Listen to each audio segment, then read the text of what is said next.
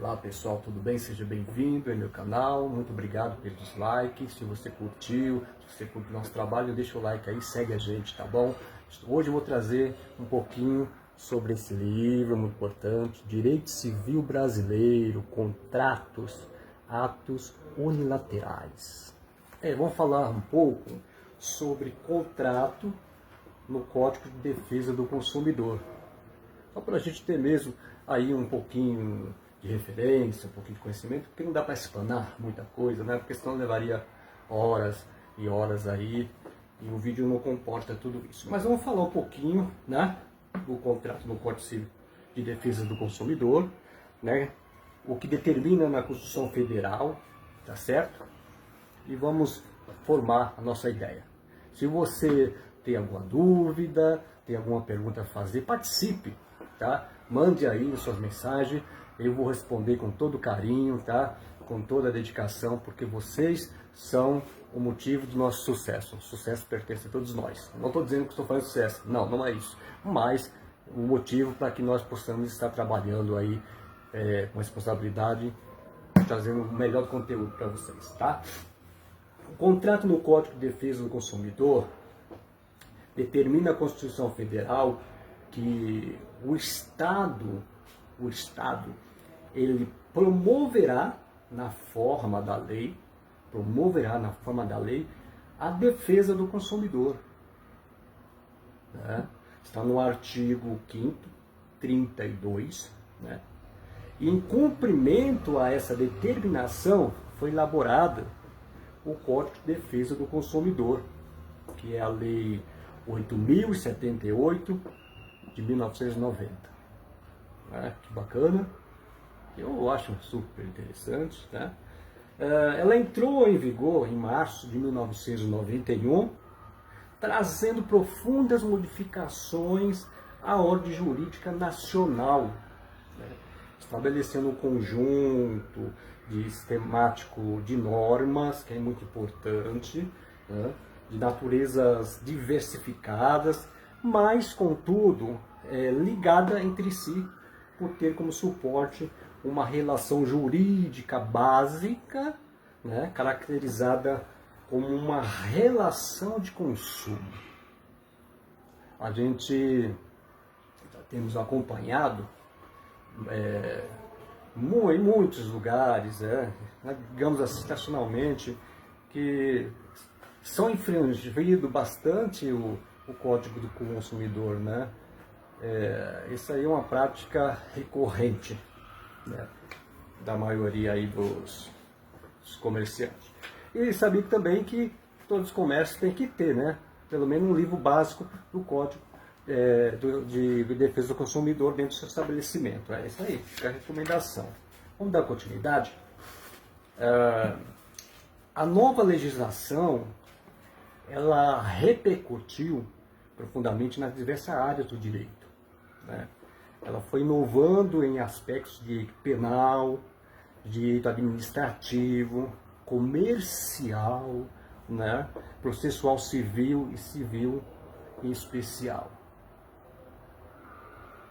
Com a evolução das relações sociais, o surgimento do consumo em massa, isso aqui é grande e enorme, bem como dos conglomerados econômicos, os princípios tradicionais da nossa legislação privada já não bastavam para reger as relações humanas sobre determinados aspectos, né?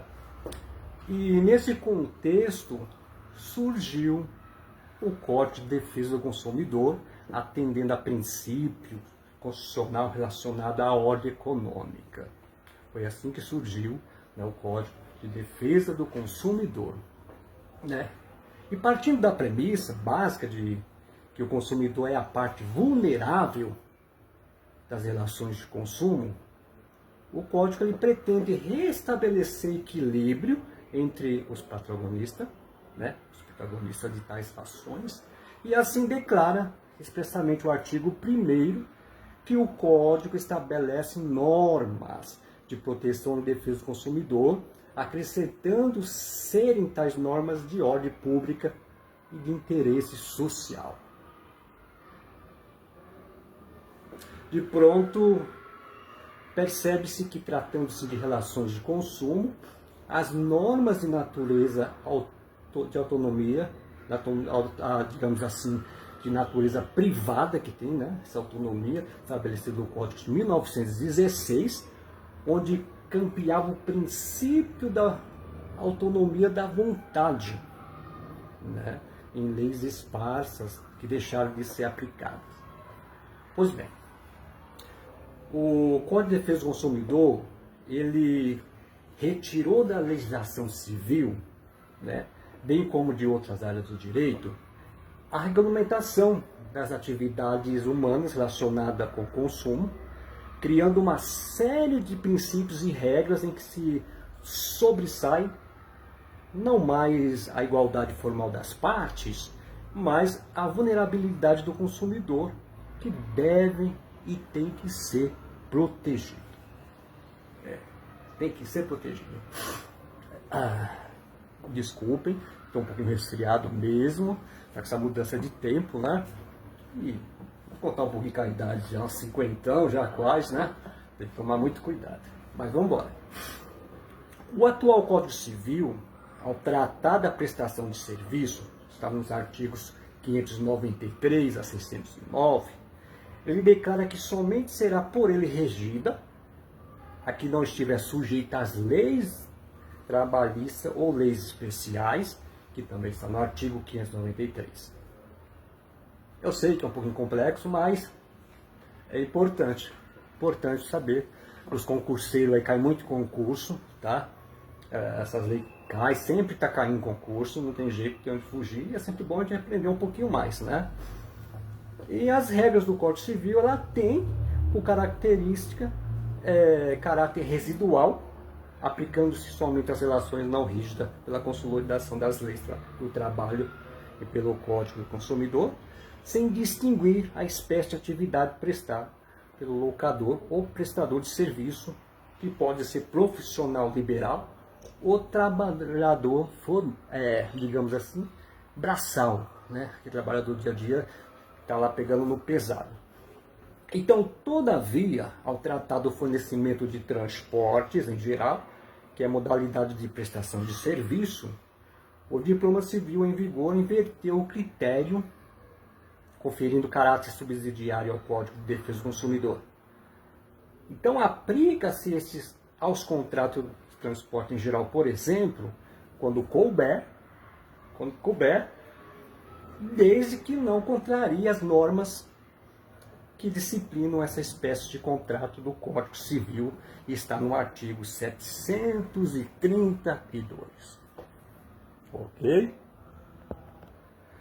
Fechando esse vídeo, vou deixar aqui mais um fraseado para a gente fechar, só para a gente fazer um breve resumo. O Código Consumidor, ele também estabeleceu princípios gerais de proteção que, pela sua amplitude, passaram a ser aplicados também aos contratos em geral, né? Mesmo que não envolvesse em relação do consumo e tal, né? E destacam-se os princípios gerais da boa-fé, que está no artigo 51,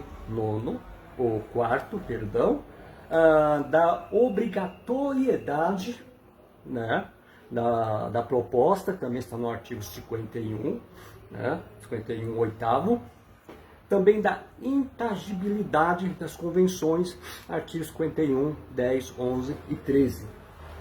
Ok? Então, há essas cláusulas, né, concernentes às cláusulas abusivas. O referido diploma também introduziu os princípios tradicionais da lesão nos contratos. Está no artigo 51, quarto, parágrafo 1º. E dá também onerosidade, né, excessiva, que está no artigo 51, inciso 1, terceiro. Né? Digamos assim, para as práticas abusivas nos contratos. Gente, se você curtiu, meu muito obrigado. Eu agradeço mesmo de coração. Continue seguindo. E sempre que possível eu vou estar aí colocando um vídeo novo, falando sobre direito civil, direito contratuais, falando sobre área médica, biomédica.